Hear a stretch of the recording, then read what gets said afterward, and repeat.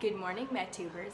Today we're going to continue on our philosophy a little bit, and we're going to talk about rewards and punishments. If you observe in a Montessori classroom, you will find that there are no check marks on the board for misbehaving students. There's no 3 strikes, you're out. There's no gold star rewards. There isn't even a little treasure chest for the winner of the spelling bee, or there's nothing like that. And the reason there isn't is because during Montessori's times of research and observation, while she developed her method, she came to the realization that those things were not only unnecessary, but they were actually a hindrance to educating the whole child. So we're going to talk a little bit about it more in detail and kind of talk about what her research was specifically and how that applies to not only the classroom traditionally, but the homeschool classroom and maybe even our parenting styles. So we're going to start with a little passage from Montessori herself. It is from The Discovery of the Child, and I'm just going to read a quick little paragraph and then we'll chat a little bit about it. So this is from the section called Rewards and Punishments for Our Children.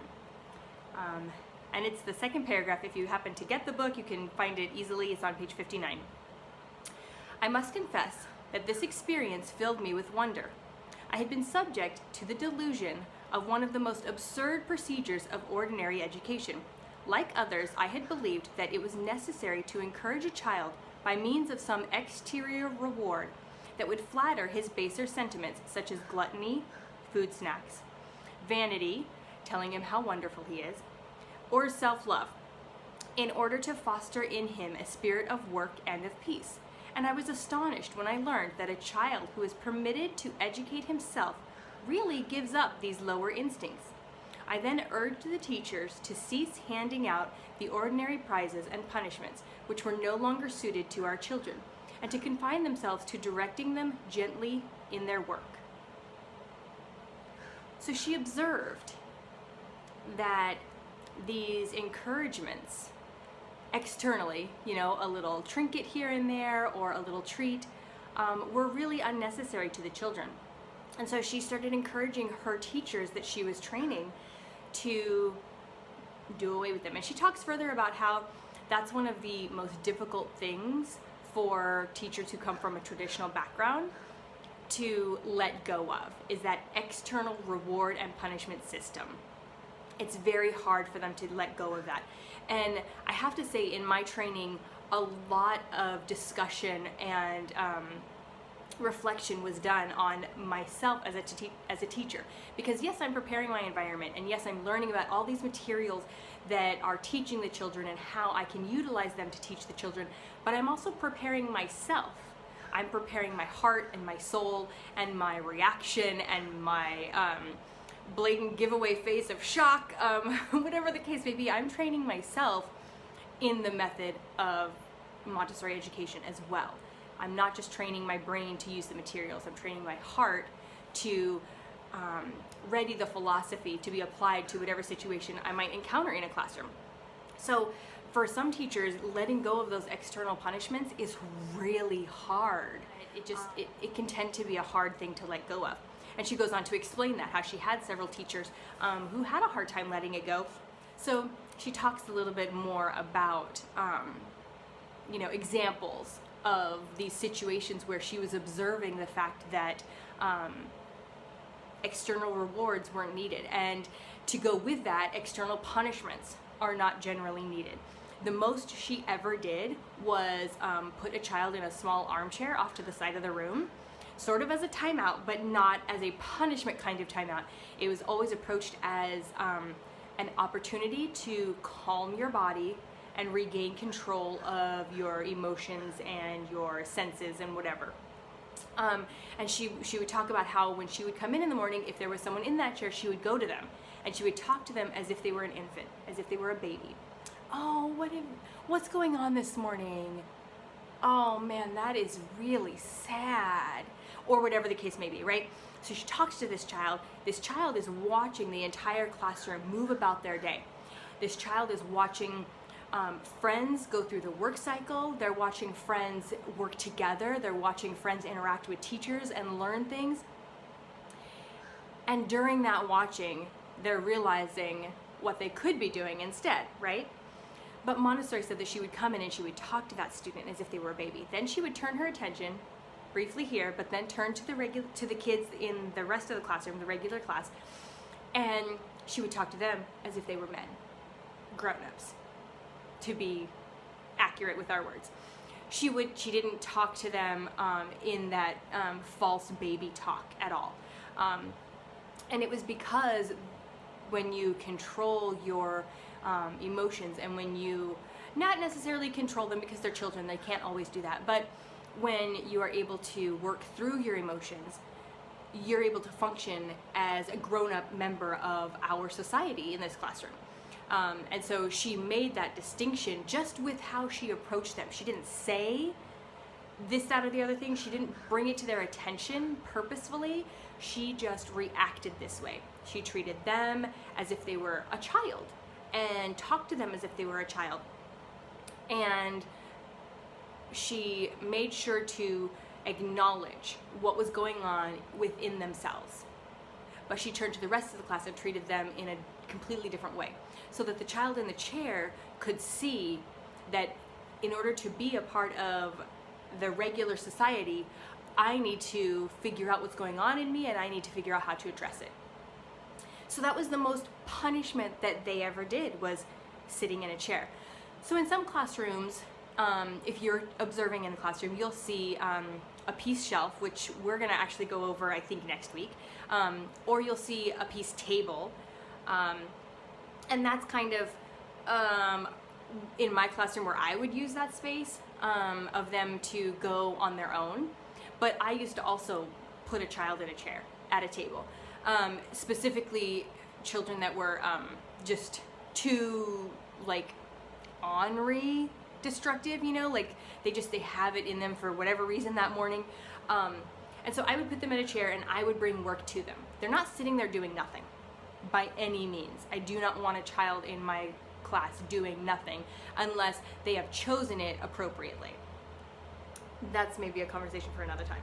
So in my classroom, you would sometimes find a student sitting at a table by themselves and not able to get up because they have lost the privilege to control themselves by showing me that they can't handle that privilege for whatever reason today.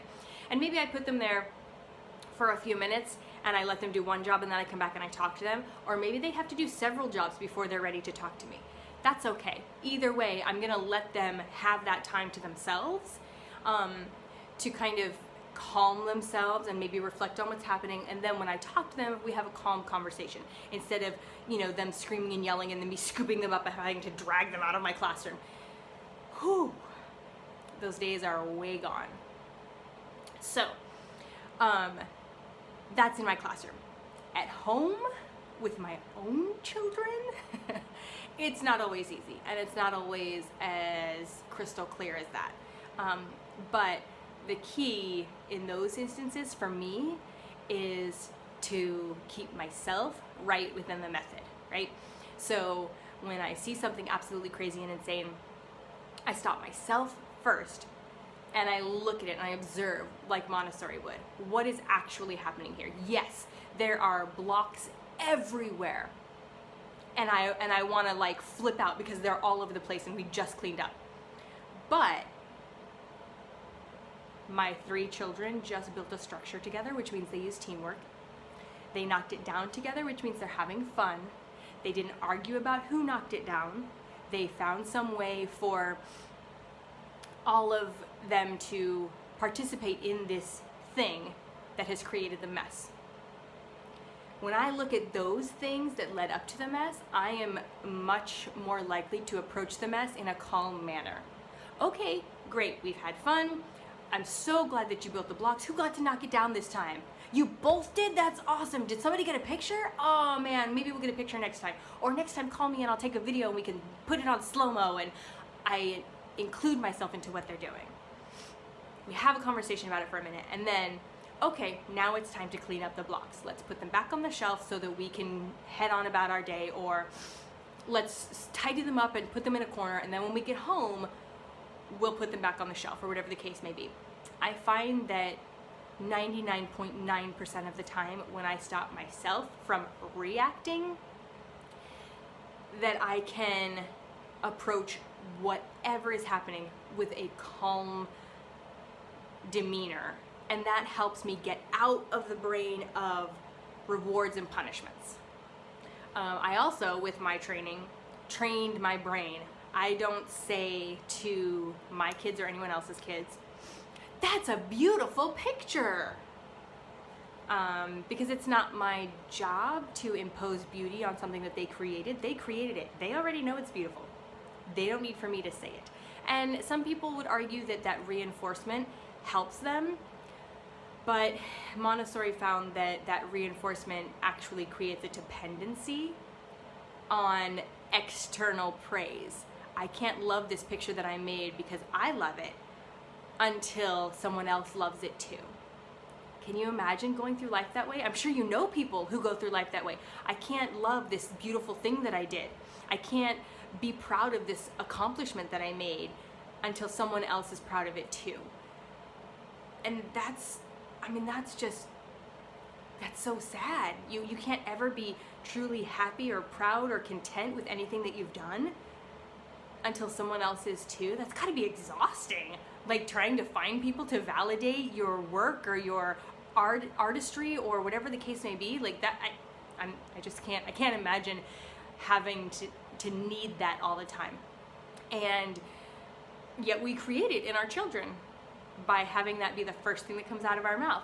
So instead, I will say, "Wow, you worked really hard on that." It's an observation on the way that they concentrated, not the outcome. Or I will say, "You used a lot of colors. What is this color right here?" And we'll talk about the colors a little bit. And I will discuss with them objectively about their art. What's your favorite part of your picture? What part did you have a hard time with? Or something along those lines. Specifically because I don't want to create that dependency in my children to need other people's validation for what they might do. I also want them to be happy within themselves. I don't want to create that life where they need other people to tell them that they are worth something. That opens up a whole other can of worms as far as self-esteem and dependent relationships and abusive relationships, and all of those things. Being stuck in those things comes from a lack of self-esteem, which comes from the need to be validated by other people. If you have self-esteem and you know that you are worth something, then it doesn't matter. And all of that comes down to the rewards and punishments that we provide them in their younger years, in their preschool years, and continuing on. I started Montessori when my oldest was a toddler, so all three of my kids have grown almost their entire lives with this method in our homes. But there are so many kids before that I did not teach with this method, and that I taught with an old, archaic, not whole child-centered method. And I think about them regularly.